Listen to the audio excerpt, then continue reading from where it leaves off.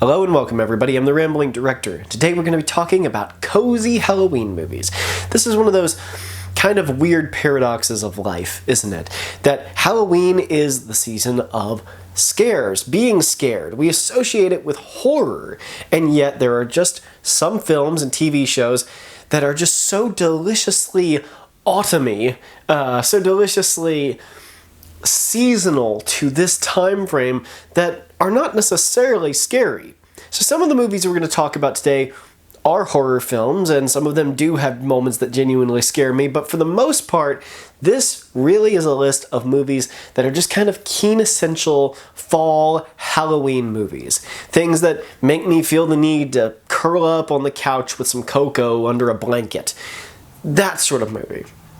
So let's get right into it. And remember, after you watch this, go ahead and leave a comment and tell me about some of your favorite cozy Halloween movies, if you have any, because I'd love to know if there's any that weren't on my list that you would recommend to me. I'm always looking to add to my library.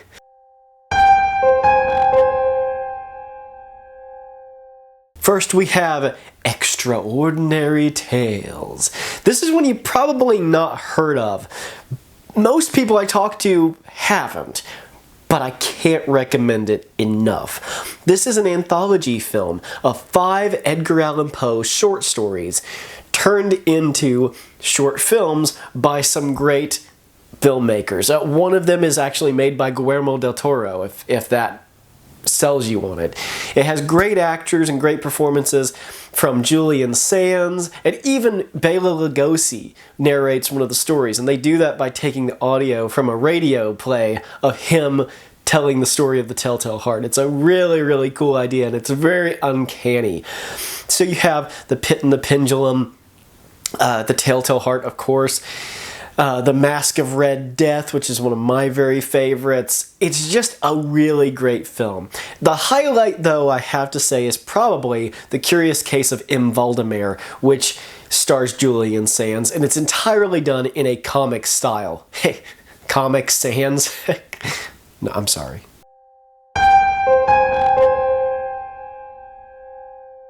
House on Haunted Hill, or anything else Vincent Price made. House on Haunted Hill is probably my favorite. It is cheesy, campy horror at its best. Right up there with The Tingler, which also stars Vincent Price, and which I would also highly recommend. House on Haunted Hill is kind of a mystery horror.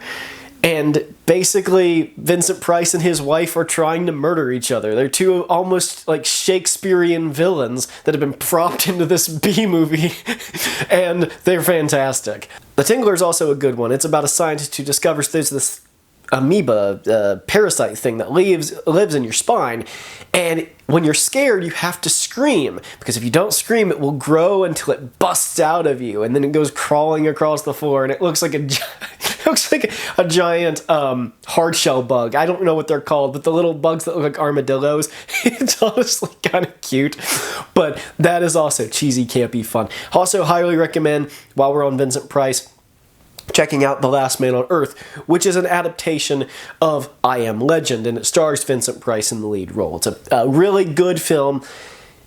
Until the monsters show up, it's actually really seriously good, and then it transitions into campy silliness because there's like a disease. Instead of turning people into zombies like you see in I Am Legend, it turns people into vampires, and he has to put garlic up and stuff. It's like the most stereotypical vampires. But great movie, and he's great in it.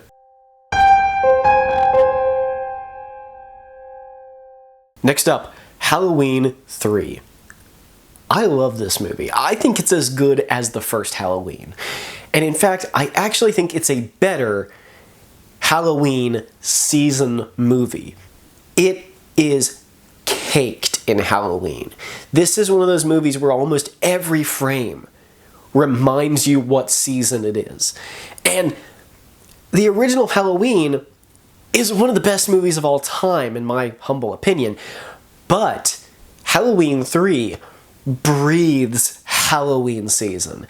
And if I'm going to watch one of them and actually associate it with the way Halloween felt when I was growing up, It's Halloween 3. It's a great story about a guy who kind of gets sucked into this conspiracy. It's almost Hitchcockian in that way, about these Halloween masks. Most of you probably know the story by now, but if you haven't, I don't want to spoil any more of it than that. You need to go and watch it. It's so much fun.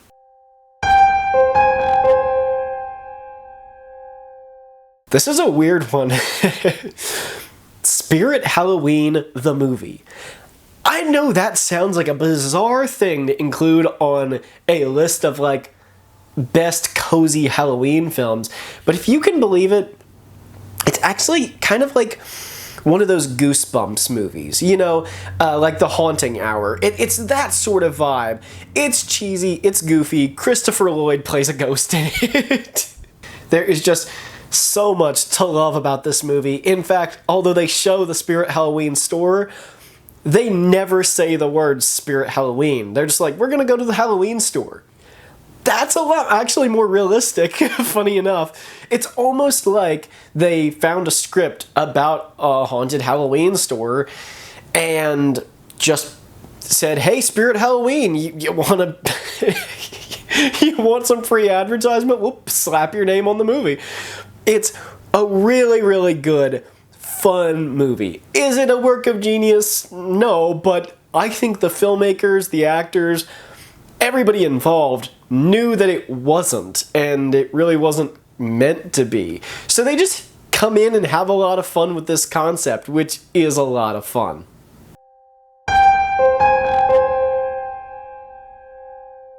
Next is Casper, with Christina Ricci. Yeah, I know it's kind of thought of now as like a little kid's movie, but I think that's just people's memories. I think that if you went back and watched this movie, you'd realize, by today's standards, this is not a kid's movie. It's one of those bizarre films that is such a product of its time, and when I was growing up, that was just kids' movies. Now I feel like it would be considered really, really a bit much for kids because soccer moms have taken over the world. But it's a really fun film. Casper, of course, is a timeless Halloween icon. It's just great. The performances are all great. The ghosts are great. The comedy's great. It's even got a couple moments that actually do make you jump a little bit. But for the most part, it's just a cozy, funny movie.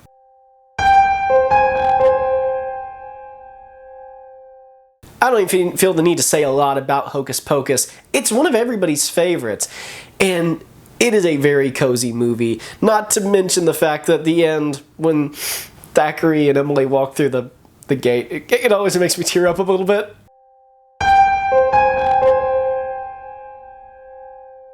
Friday the 13th. Which one? Personally, I think the original is the best. I like the others. I particularly like the final chapter. However, which was not the final chapter, but I also really like the remake. Hold your hate comments, okay? I'm not saying it's a work of genius. I'm not saying it's as good as the original, but it's clearly something that was made by people who really liked the original movies, and it's just fun, you know? Like, it's not trying to, like, break the mold of slasher movies. It's just trying to have a bit of fun, and I like it.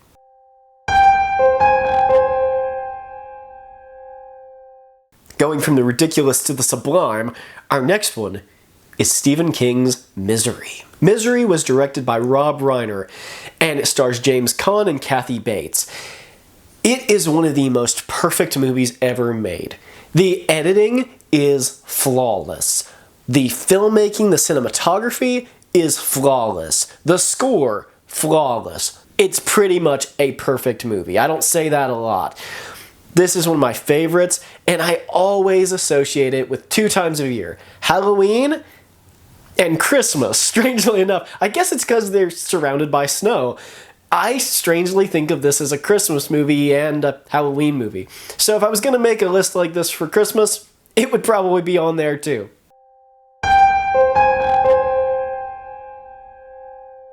Signs by M. Night Shyamalan. I love M. Night Shyamalan. I know I'm in a minority.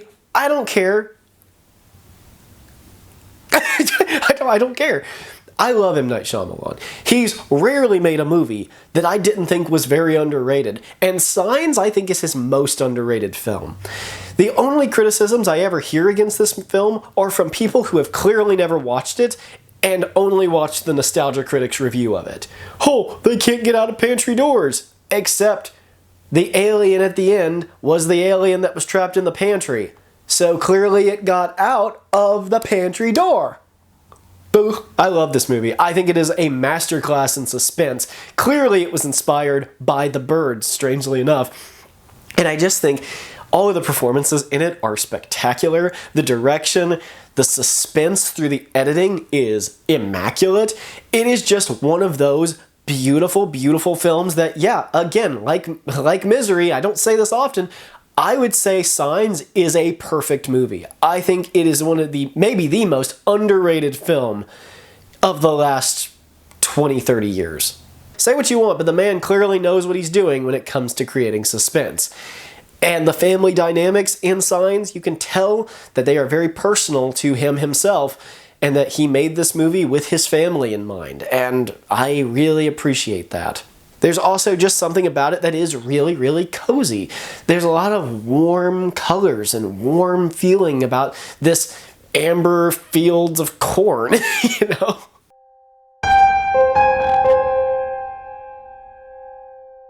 It. The original with Tim Curry. If you like the new one, I can totally get why that would feel like a cozy movie to you. But to me, the It miniseries from the 90s is peak cozy cinema. I know it's a TV miniseries, but peak cozy cinema, okay? If you want some other good Stephen King films or miniseries that have the same coziness, The Shining miniseries is a good one, as well as The Langoliers and the Tommyknockers. They're not all good, they're not all flawless, they don't all have perfect acting or direction, but they are cozy and they are entertaining. Next up is a little bit of a cheat. The Universal Monsters. I know, there's a ton of them, but I can't pick, okay? It just comes down to that. If you want me to pick one out of them as like my recommendation to you, I stand by that The Invisible Man is one of the great classic movies of all time. So you can start with The Invisible Man, but don't neglect the classics like Frankenstein and the Bride of Frankenstein, Dracula, or the 1943 Phantom of the Opera.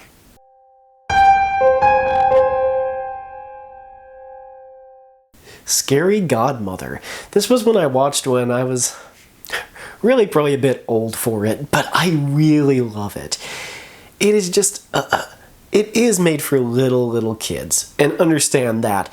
But it also has a ton of fun jokes, like one that's actually kind of risque for the time is the gay skeleton who lives in the closet. And if you are thinking back on it, like your memory of it, and you're like, what are you talking about? He wasn't a gay skeleton. What are you talking about? Watch it again. That skeleton is clearly meant to be gay, and they kind of rub it in your face that they got by with it. At a time when it was pretty rare to put gay characters into a children's show, so it was kind of fun to see that coming back to it. But just in general, the characters, like Scary Godmother herself, Bugaboo, the vampire family, they're just so, again, cozy characters. There's no horror in this. It's just meant to be goofy, fun thing for little kids to watch with some humor enough so that adults watching with their kids can get something out of it too. There's also a sequel, which is also really fun.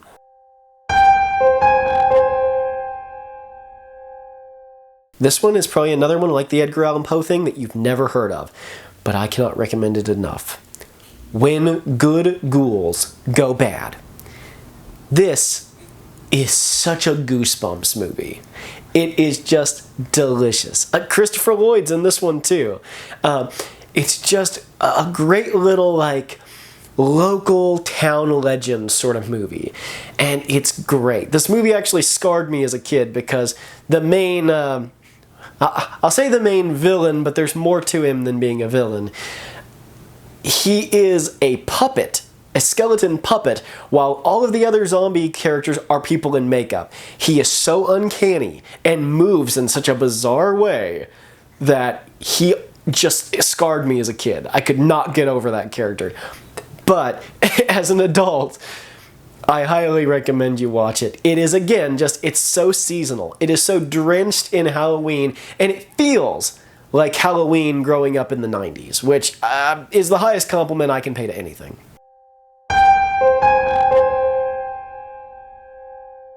And finally, we're down to my top 3, but I'll give you some honorable mentions first. Beetlejuice, of course, Nightmare Before Christmas, The Twilight Zone, and Are You Afraid of the Dark, and the Goosebumps series. They would have been on the list, but they're TV shows, not movies. I know it was a TV show too, but let's get real, it was really a movie, okay? So, yeah, those are my honorable mentions. So let's get to my top 3 favorite cozy Halloween movies.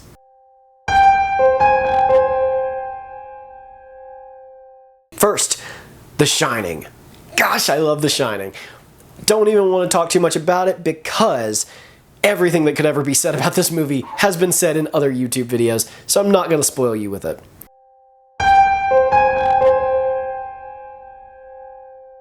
Number 2, the Halloween movies. Yes, I am wearing my shirt. The Halloween movies are great. The original, of course, I've already mentioned the third one, but the original timeline, Halloween 2, Halloween 4, 5, 6, those are quintessential cozy Halloween movies to me.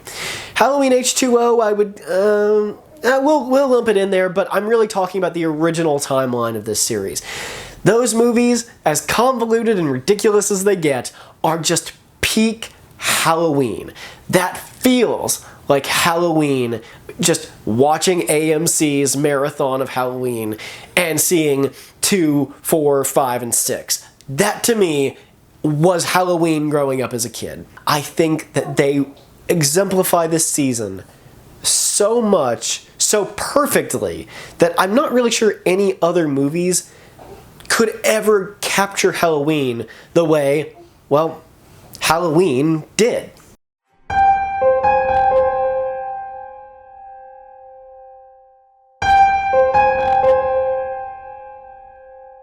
And last but not least, my absolute favorite cozy Halloween movie is also my favorite horror movie of all time. Robert Weiss's The Haunting. Based on The Haunting of Hill House, which they later made a very lackluster remake of and an even more lackluster TV show of. But the original film is incredible. Robert Weiss was the editor of Citizen Kane, and man, you can tell because this film has a lot of that same gorgeous, deep focus photography, noir lighting. The whole film is drenched in gothic beauty. It feels like an old gothic haunted house story because, well, that's what it is. And to me, there's nothing more quintessentially Halloween than a haunted house movie. And yeah, there's a lot of great haunted house movies like The Conjuring, or what is it? The Hell House movie. Can't remember the exact name of it. You know, the Hell House movie with Pamela Franklin. There's a lot of great ones, even more modern ones, like Guillermo del Toro's Crimson Peak. But to me, there will always only be one absolutely perfect haunted house movie, and that is The Haunting. So that is my list of the greatest, in my opinion, cozy Halloween movies. The movies that just make me feel like Halloween's around the corner. I'm ready for it. The movies that I want to sit in this time of the year, late at night, and watch with some hot tea or hot cocoa and enjoy the company of friends and share these movies. But these are the Halloween movies that I love to share with people. So let me know in the comments below if you have any cozy Halloween movies or just horror movies that speak to you as like the Halloween movies for this time of year. I'd love to know what you think. So thank you everybody for watching. God bless you, and I will see you in the next one.